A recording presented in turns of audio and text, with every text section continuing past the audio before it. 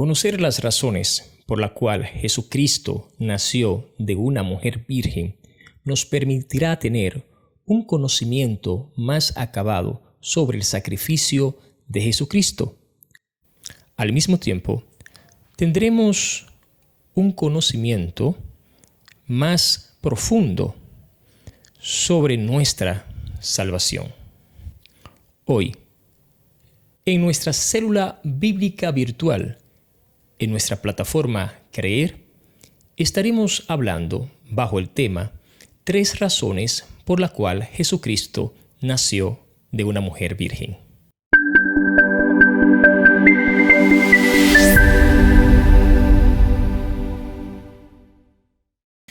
Saludos, bendiciones para todos. Soy el pastor Juan de León Gutiérrez y para nosotros es un grato placer tenerlo en nuestra célula virtual a través de Facebook y al mismo tiempo también a través de nuestra plataforma de YouTube.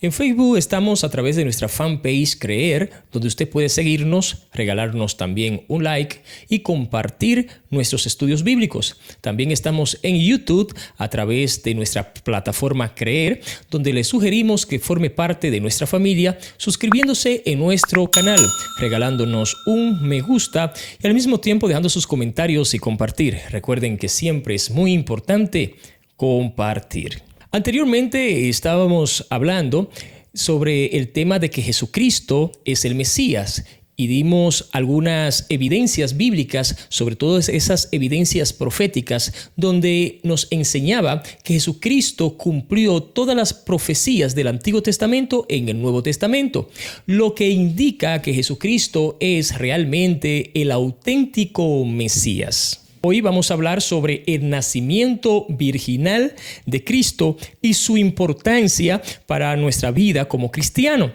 Esto es bastante importante. No sé si en algún momento usted se ha preguntado por qué Jesús tuvo que nacer de una mujer virgen.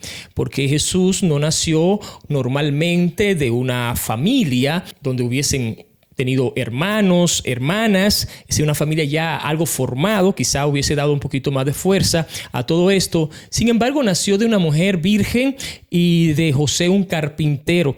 ¿Por qué Jesús tuvo que nacer de una mujer virgen? Y no obstante también, ¿por qué José era el padrastro de Jesucristo aquí en la tierra? ¿Qué importancia tiene esto dentro del plan de Dios? ¿Qué importancia tiene esto para el sacrificio incluso de Jesucristo en la cruz del Calvario? Le solicitamos a todos que por favor no se nos despegue de toda la trayectoria de este estudio bíblico en nuestra célula virtual. Por favor, no se nos despegue, manténganse al tanto, ya que lo que vamos hoy a revelar a través de la Escritura puede ayudarle a fundamentar más su fe y también producirá un conocimiento posiblemente nuevo que le puede ser útil en su vida cristiana o en su desarrollo ministerial.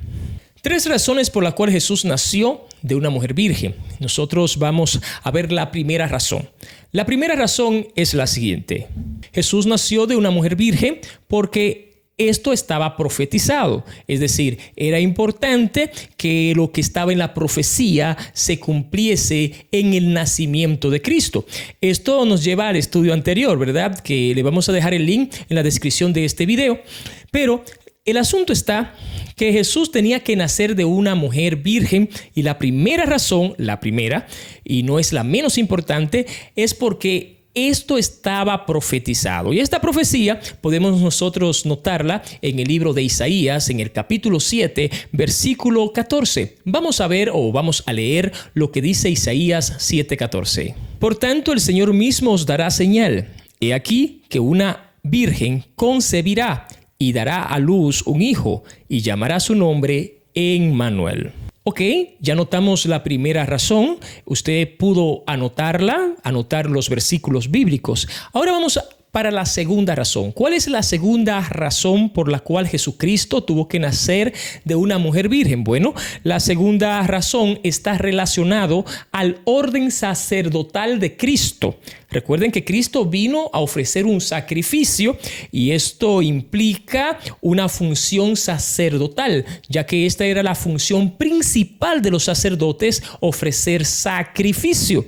Aunque en el sacrificio de Jesucristo funge ambas funciones, la función, ¿verdad?, de sacerdote y la función también del animal, o mejor dicho, del elemento que iba a ser utilizado para hacer sacrificio. Entonces Jesús era el sacrificio y era también el sacerdote que iba a ofrecer el sacrificio. Lógicamente, esto nosotros vamos a considerar que el orden sacerdotal de Cristo no es el mismo orden sacerdotal de Aarón, arónico, del orden sacerdotal levítico, porque según nosotros vamos a notar más adelante, según la genealogía, Jesucristo viene de la descendencia de la tribu de Judá. Es una descendencia distinta, pero es la misma descendencia de Abraham, la misma descendencia de David. En este sentido, Jesucristo posee un orden sacerdotal distinto o diferente. Ahora, ¿cómo es este orden sacerdotal? Bueno, según lo que nosotros vamos a leer en el libro de Hebreos capítulo 7 y vamos a describir parte por parte, vamos a desglosarlo para nosotros tener una comprensión más acabada de este texto bíblico y de este orden sacerdotal. Leemos lo que dice el libro de Hebreos capítulo 7 versículo 1. Porque este Melquisedec, rey de Salem, sacerdote del Dios Altísimo, que salió a recibir a Abraham, que volvió de la derrota de los reyes y le bendijo, a quien asimismo dio a Abraham los diezmos de todo, cuyo nombre significa primeramente rey de justicia y también rey de Salem, esto es, rey de paz. Consideremos entonces que el orden de Jesucristo, el orden sacerdotal, es el orden sacerdotal según Melquisedec, el orden de Melquisedec, el orden sacerdotal de Melquisedec. Y este orden sacerdotal de Melquisedec tenía ciertas cualidades que no poseía el orden arónico. Por lo tanto, es un orden singular, es decir, que no existe una réplica de este orden sacerdotal, solamente en Cristo se cumple y decimos que no existe una réplica considerando las cualidades que nosotros vamos a mencionar a continuación. Seguimos leyendo en el versículo 3 en adelante del libro de Hebreos capítulo 7. ¿Qué dice de este orden? Sin padre y sin madre. Correcto. El orden de Melquisedec, el sacerdote no tiene padre ni madre, así considera la Biblia a Melquisedec. En este sentido, aunque no queremos nosotros concentrarnos en Melquisedec, sino en Jesucristo, vamos a ver cómo Jesucristo encaja en este orden. Porque si uno se pone a meditar, si nos ponemos a pensar, Jesucristo tenía padre y madre. En este sentido, nosotros vemos a José y a María. Entonces, ¿cómo se justifica que Jesucristo es según este orden? Bueno, vamos a seguir leyendo. En el libro de Mateo, capítulo 1, versículo 20, dice lo siguiente. Pero mientras pensaba esto, hablando de José, he aquí que se le apareció en sueño un ángel del Señor, diciendo: José, hijo de David, no temas en recibir a María, tu mujer, porque el niño que se ha engendrado en ella es del Espíritu Santo. Consideremos entonces que en el embarazo de María, ni María ni José tuvieron una intervención genética para que esto ocurriese. ¿A quién se parecía Jesús? No sé realmente. Esto también como que produciría esa idea. ¿A quién se parecía Jesús? En cambio, nosotros notamos que el niño que había en el vientre, le dice el ángel a José, para que no abandone a su esposa María, es del Espíritu Santo. Es un fruto del Espíritu Santo, no es el fruto ni el producto de la unión de un hombre y una mujer. Por lo tanto, el embarazo de María no intervino José de una manera genética, ni intervino María. En pocas palabras, María no tuvo que ovular, ni tampoco José tuvo que intervenir con un espermatozoide. Fue un embarazo producido por el Espíritu Santo. Así lo describe las Sagradas Escrituras. Lo que implica que Jesús, desde un punto de vista genético, no tenía padre ni madre, desde el aspecto de que no intervino los genes de ninguno de los dos. No tuvo que el hombre, dentro de los cromosomas, la mujer posee un XX y el hombre posee un cromosoma X y un cromosoma Y. Por consiguiente, cuando el cromosoma X, que es el cromosoma femenino, se unifica con el cromosoma Y, que es el cromosoma masculino, entonces se produce lo que es la masculinidad. Por consiguiente, esto no ocurrió. Es interesante. Este proceso cromosomático no ocurrió en cuanto a lo que era la gestación del niño. Más bien fue un fruto del Espíritu Santo. El Espíritu Santo produjo la masculinidad de Adán y al mismo tiempo el embarazo de la mujer, de María. Por consiguiente, Jesús encaja perfectamente dentro de lo que es sin padre ni madre. Entonces, ¿quién es el padre de Jesús? Bueno, desde este punto de vista, vamos a leer lo que dice Juan 3:16, un texto bastante conocido por todos nosotros, y leemos: porque de tal manera amó Dios al mundo que ha dado a su Hijo unigénito, para todo aquel que en él cree no se pierda, mas tenga vida eterna.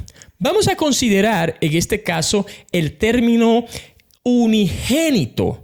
Este vocablo vamos a comprenderlo, vamos a entenderlo. Es una palabra griega que significa monogenes. Así se lee en griego, monogenes. ¿Qué significa la palabra monogenes? Bueno, de acuerdo a este léxico griego del Nuevo Testamento y también de otras literaturas cristianas, la definición es referente al ser único en su tipo dentro de una relación específica. Este es el significado atribuido también en el libro de Hebreos, capítulo 11, versículo 17, cuando el escritor se refiere a Isaac como el hijo único o único hijo. Abraham tuvo más de un hijo, es algo sumamente interesante, pero fue el único hijo que había tenido de Sara y el único hijo del pacto. Entonces, desde ese punto de vista, hay una segunda definición de este término monogenes. Y esta segunda es referente al ser único en su tipo o en su clase, único en su género. Este es el significado que está implicado en el libro de Génesis, en el capítulo 3, en el versículo 16. Jesús es el unigénito de Dios, el único hijo en su clase. ¿Por qué decimos único hijo en su clase? ¿O por qué la Biblia hace referente a esto? Por ejemplo, nosotros somos hijos de Dios, pero en la fe. Jesucristo es el único hijo de Dios en su clase. Lo que esto significa es que Jesús es el único hijo de Dios que comparte la misma naturaleza del Padre. Por consiguiente, Jesucristo nació de una mujer virgen para completar uno de estos elementos del orden de Melquisedec, que era sin padre y sin madre, porque ni José ni María, desde un aspecto genético, intervinieron en su alumbramiento, ¿correcto? Ahora bien, otro aspecto de lo que sería el orden de Melquisedec es que era sin genealogía. Sin genealogía. Lógicamente, ahora nosotros vamos a comprender un poquito más sobre ese aspecto luego de poder describir o identificar lo que es el monogenes de Jesucristo. Aparentemente parece ser contradictorio esto que es sin genealogía, porque si leemos, por ejemplo, en el libro de Mateo capítulo 1, versículo 17, y de igual manera en Lucas capítulo 3, verso 23 hasta el 38, vamos a leer lo que sería la genealogía de Cristo. En cambio, cuando nosotros iniciamos a leer esta genealogía que inicia desde Abraham, David, etcétera, hasta llegar ¿a quién? A José. Notamos que esta es la genealogía de José, ¿correcto? Entonces, ¿por qué de José y no de Jesús? Bueno, es que José es el padre o el linaje donde Jesucristo nació. Jesús nació bajo el linaje de Abraham, bajo el linaje de la tribu de Judá. Es interesante, pero en sí, hasta cierto punto, esta genealogía no era de Cristo porque Jesús no desciende de la genealogía de Judá ni de la genealogía de Abraham, porque Jesucristo es eterno. Jesucristo es infinito. Desde antes de nacer Abraham, desde antes de hacerse los planetas, el mundo, la creación, ya Jesucristo existía. Por lo tanto, Jesús sí cumple y encaja dentro de este elemento, este requerimiento para el orden de Melquisedec sin genealogía, porque Jesucristo es eterno. Si nosotros leemos, por ejemplo, a Juan 1:1, leemos lo siguiente sobre la eternidad de Cristo. El verbo hecho carne. En el principio era el verbo, y el verbo era con Dios, y el verbo era Dios. Nótese cómo Juan, el apóstol Juan, escritor de este evangelio, introduce incluso el evangelio haciendo énfasis sobre la divinidad de Cristo y sobre su eternidad y sobre su igualdad con el Padre. ¿Ok? Entonces, Jesús es eterno porque Él es Dios y Dios es eterno. También nosotros podemos ver en Apocalipsis, capítulo 1, versículo 8, lo siguiente. Yo soy el alfa y la omega, principio y fin, dice el Señor, el que es, el que era y el que ha de venir, el todopoderoso. Fíjense cómo dice, alfa y omega. Alfa, la primera letra del vocabulario griego, y omega, que es la última. En pocas palabras, es el principio y el fin. Es la causa que causó todo, pero sin causa. Por lo tanto, Jesús es eterno, siempre ha existido. Por consiguiente, Jesús es sin genealogía. Encaja bastante bien con este orden de Melquisedec. Estamos hablando nosotros sobre el nacimiento de Cristo. Estamos enseñando 3 aspectos del nacimiento de Jesucristo. El primer aspecto que nosotros hemos enseñado es que Jesucristo tenía que nacer de una mujer virgen porque así estaba profetizado. Y este segundo que hemos enseñado es porque Jesucristo tiene que cumplir con el orden de Melquisedec. Recuérdense que Jesucristo es nuestro mediador. Eso lo vamos a estudiar en la próxima clase. Y como mediador, una de las funciones del mediador es el sacerdote. El sacerdote era quien mediaba con el pueblo, entraba al lugar santísimo y escuchaba la voz de Dios e intervenía. También intervenía ofreciendo sacrificio por el pueblo para que sus pecados sean perdonados, entre otras cosas. Entonces, la función principal de un sacerdote era intervenir, y por eso nosotros, ¿por qué tenía que ser así? Porque tenía que ser un sacerdote eterno. Es decir, Cristo ya se ofreció su sacrificio, pero su sacrificio sigue vigente para nosotros, y desde el cielo Jesucristo sigue interviniendo por nosotros para que podamos nosotros llegar hasta Dios. Otra cualidad del sacerdocio de Melquisedec es que es un sacerdocio para siempre. Consideremos el sacerdocio arónico, que es un sacerdocio temporal, porque las personas tenían primero que ofrecer sacrificio por sí mismo y luego sacrificio por el pueblo, pero al mismo tiempo el sacerdote moría y alguien tenía que tomar el lugar de ese sacerdote. En el caso de Cristo, que es un sacerdocio para siempre, esta es la importancia de que sea en el orden de Melquisedec, es un sacerdocio para todas las edades, para todo el tiempo. Porque Jesucristo es el sacerdote de todas las generaciones. Por eso es que es inútil hoy en día el sacerdocio humano, porque tenemos ya un sacerdote de sacerdote. El libro de Hebreos, capítulo 10, versículo 14, nos enseña lo siguiente. Porque con una sola ofrenda hizo perfecto para siempre a los sacrificados. Considérese entonces desde este punto de vista que Jesucristo ofreció solamente una ofrenda para hacer perfecto a todos los que nos santificamos, porque es un orden eterno, un orden distinto, un orden para siempre. También vamos a leer lo que dice el libro de Hebreos, capítulo 7, versículo 11 hasta el 28. Ahora bien, si la perfección era por medio del sacerdocio levítico, sobre esa base recibió el pueblo la ley. ¿Qué necesidad había de que se levantara otro sacerdote según el orden de Melquisedec y no designando según el orden de Aarón? porque cuando se cambia el sacerdocio, necesariamente ocurre también un cambio de ley. Pues aquel de quien se dice estas cosas pertenece a otra tribu, de la cual nadie ha servido en el altar. Porque es evidente que nuestro Señor descendió de Judá, una tribu de la cual Moisés no dijo nada tocante a sacerdotes. Esto es aún más evidente si a semejanza de Melquisedec se levanta otro sacerdote, que ha llegado a serlo, no sobre la base de una ley de requisitos físicos, sino que según el poder de una vida indestructible. Pues de Cristo se da testimonio: tú eres sacerdote para siempre según el orden de Melquisedec.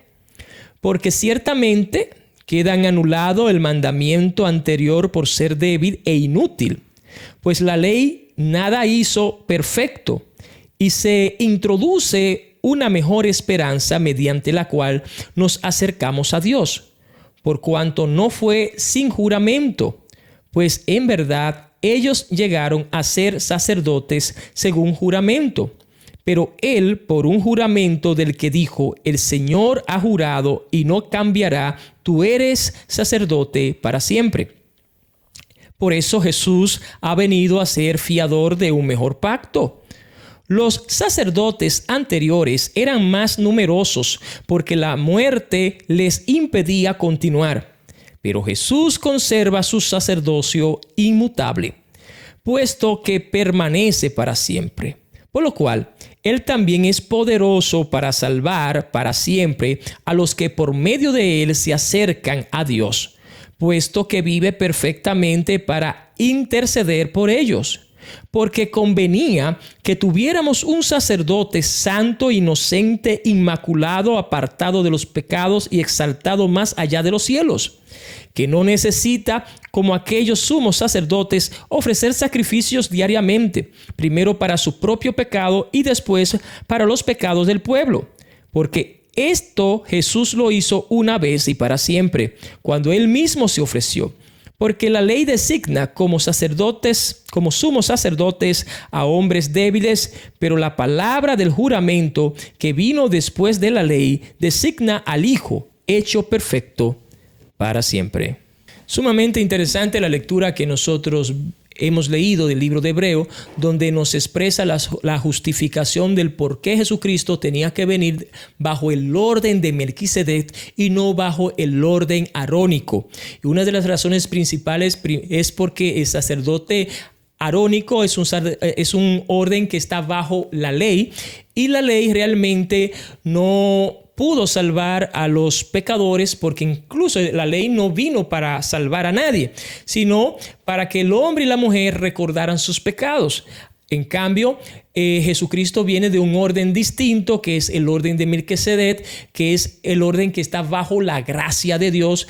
Y esto Jesús también lo expresa desde el punto de vista que el sacerdocio arónico es un sacerdocio de pecado, y el hombre tenía que ofrecer un sacrificio para sí mismo y luego para el pueblo. Otra cosa es que es un sacerdocio mutable, es decir, que es cambiante, porque cada vez que moría uno tenían que cambiarlo. Pero Jesucristo es un sacerdocio inmutable. También Jesucristo es un orden sacerdocio distinto por la tribu, explica.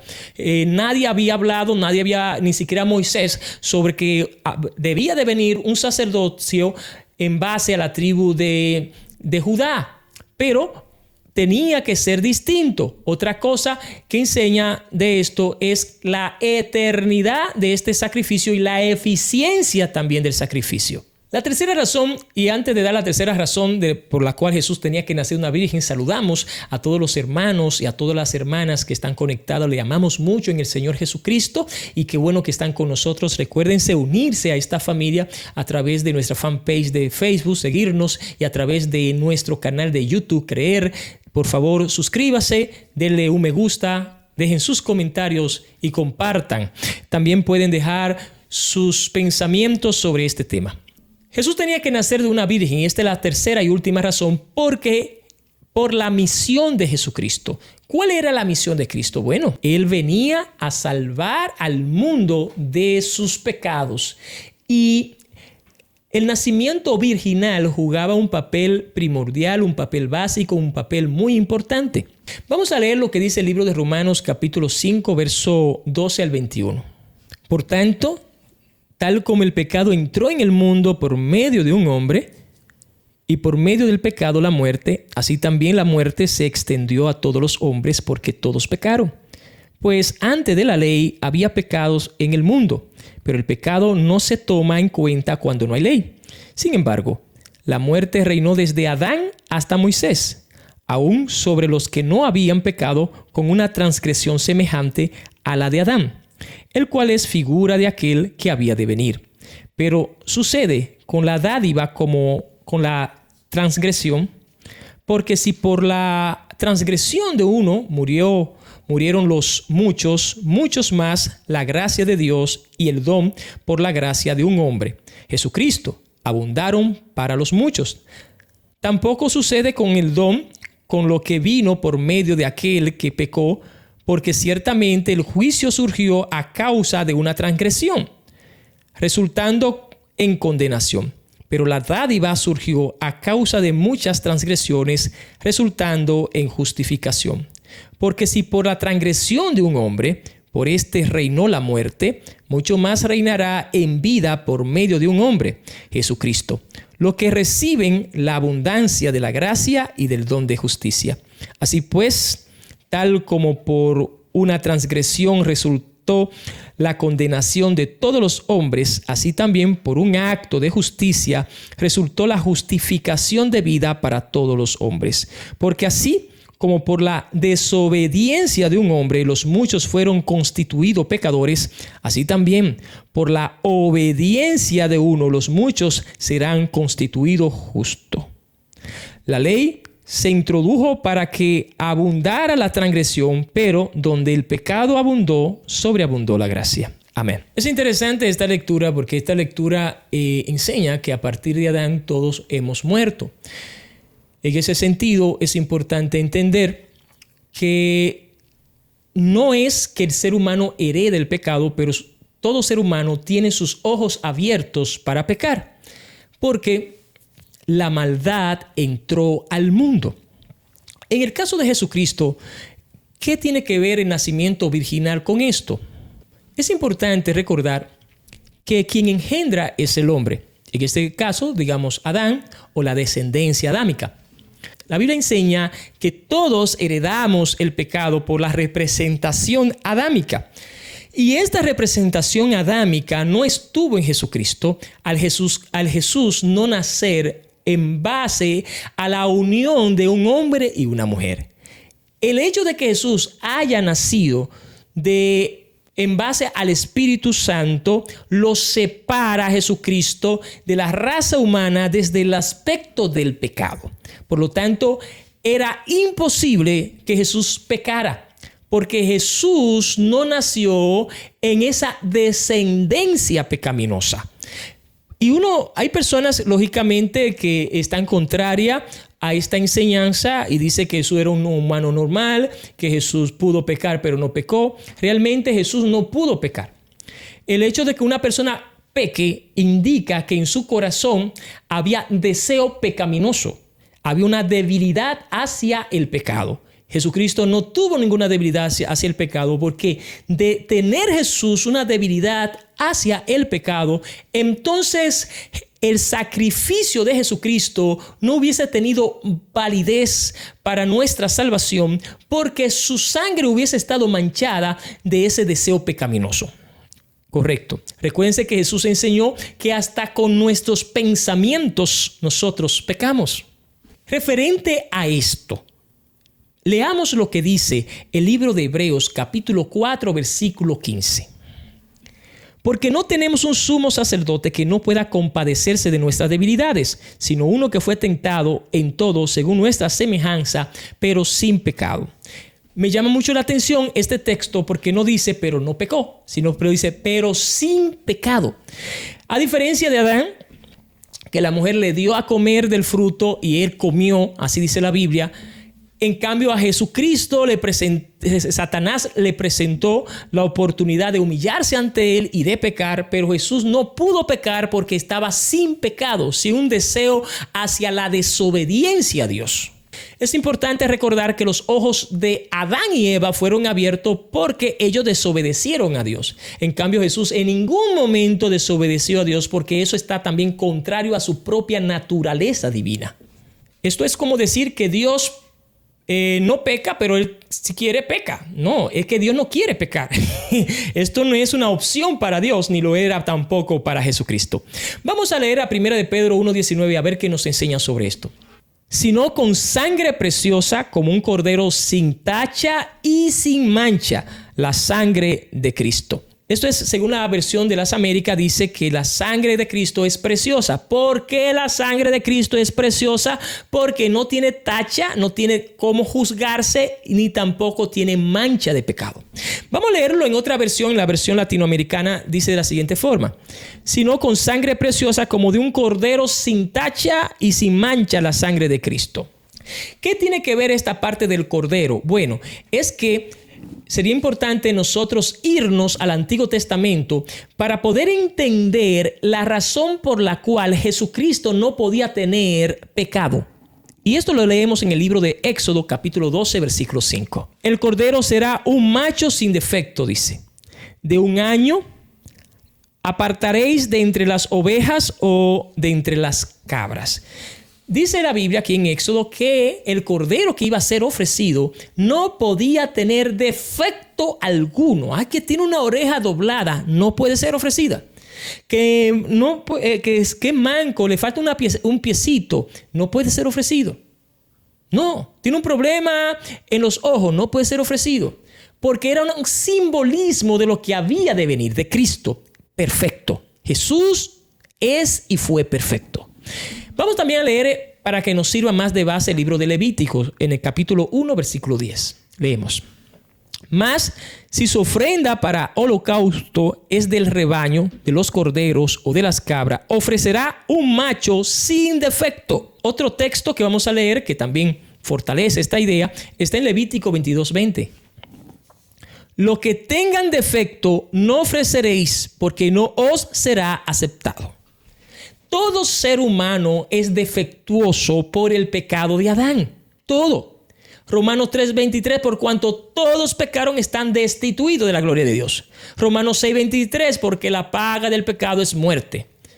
De igual manera, nada con defecto se le puede ofrecer a Dios. Desde este punto de vista, ningún sacrificio humano para el perdón de los pecados de la humanidad podía ser ofrecido de un humano pecador. Muchas personas pudieron morir por causa de esto, pero ninguna de ellas iban a ser eficiente en su sacrificio porque todos somos pecadores. En cambio, en Jesús, como un macho cabrío sin tacha y sin mancha fue ofrecido para perdón de nuestros pecados, para cargar la culpa de la humanidad. Sin tacha, sin mancha, sin relación al pecado, sin relación a la genética humana, sin relación a la genética adámica, sin relación al pecado. Por eso Jesús tuvo que haber nacido de una mujer virgen, porque Jesucristo, solo Él, es capaz de salvar a todos aquellos que creen en Él. Esto lo expresó Pedro en el libro de Hechos, en el capítulo 4, versículo 12. Leamos. En ningún otro hay salvación, porque no hay otro nombre bajo el cielo dado a los hombres en que podamos ser salvos. Y el mismo Jesucristo afirma en el libro de Juan 14:6, yo soy el camino, la verdad y la vida, nadie viene al Padre si no es por mí. ¿Por qué? Porque solo Cristo pagó nuestras deudas con su sangre sin tacha y sin mancha. Esperamos que esta enseñanza le haya sido de bendición para su vida, para su conocimiento, y que podamos nosotros fortalecer nuestra vida espiritual considerando que Jesucristo nunca pecó porque no pudo pecar, porque nació sin relación al pecado y porque murió sin relación al pecado. Y la esperanza de tener un sacerdote según el orden de Melquisedec para siempre, para intervenir entre Dios y el hombre. Muchas gracias por estar con nosotros. Gracias por estar con nuestra célula virtual, que todos los lunes estamos aquí, tanto en Facebook como en YouTube. Saludamos cariñosamente a nuestros hermanos y hermanas que se nos unen a estas transmisiones. Dios te bendiga, Dios te guarde mucho. Queremos orar en este momento por ustedes y por aquellos que en este instante están viendo esta enseñanza. Padre, te damos gracias por tu amor y por tu misericordia, por el regalo de la salvación a través de tu Hijo Jesucristo. Ayúdanos, Señor, a poder apreciar este sacrificio de Cristo como un cordero sin mancha, sin tacha, sin pecado, Señor. Que su sangre, Señor, esté siempre en nuestras vidas, en las vidas de aquellos que te buscan y desean ser perdonados por ti. Bendice a nuestros hermanos y hermanas, amigos y amigas que se nos unen, Señor. Bendice su vida, su ministerio, su familia, su economía, su salud. En el nombre de Jesús. Amén. Recuérdense suscribirse en nuestro canal si todavía no se han suscrito, regalarnos un me gusta y compartir. Siempre es importante compartir. Gracias a los hermanos de nuestra fanpage de Facebook y gracias a ustedes por estar con nosotros. Soy el pastor Juan de León Gutiérrez y para nosotros ha sido un grato placer el compartir esta célula bíblica. Dios te bendiga, Dios te guarde. Hasta la próxima.